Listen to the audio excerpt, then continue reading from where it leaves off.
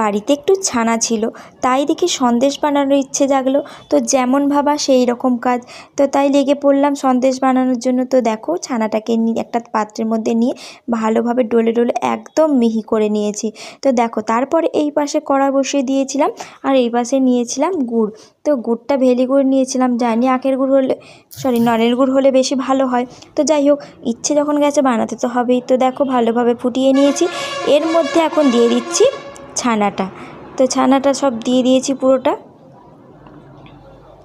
এরপর অনবরত পাক দিয়ে দিয়ে যতটা ঢেলা ছিল সব ভেঙে নিয়েছি।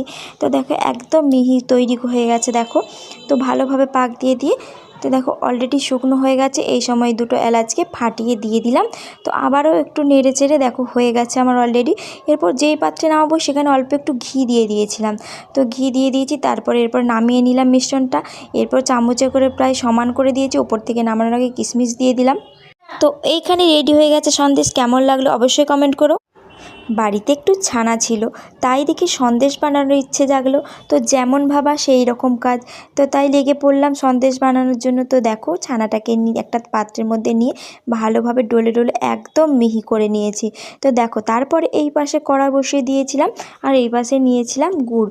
তো গুড়টা ভেলি গুড় নিয়েছিলাম, জানি আখের গুড় হলে নলের গুড় হলে বেশি ভালো হয়। তো যাই হোক, ইচ্ছে যখন গেছে বানাতে তো হবেই। তো দেখো ভালোভাবে ফুটিয়ে নিয়েছি। এর মধ্যে এখন দিয়ে দিচ্ছি ছানাটা। তো ছানাটা সব দিয়ে দিয়েছি পুরোটা।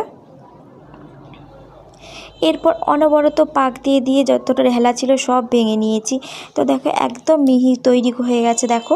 তো ভালোভাবে পাক দিয়ে দিয়ে তো দেখো অলরেডি শুকনো হয়ে গেছে। এই সময় দুটো এলাচকে ফাটিয়ে দিয়ে দিলাম। তো আবারও একটু নেড়ে চেড়ে দেখো হয়ে গেছে আমার অলরেডি। এরপর যেই পাত্রে নামাবো সেখানে অল্প একটু ঘি দিয়ে দিয়েছিলাম। তো ঘি দিয়ে দিয়েছি, এরপর নামিয়ে নিলাম মিশ্রণটা।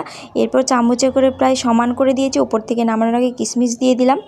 তো এইখানে রেডি হয়ে গেছে সন্দেশ। কেমন লাগলো অবশ্যই কমেন্ট করো।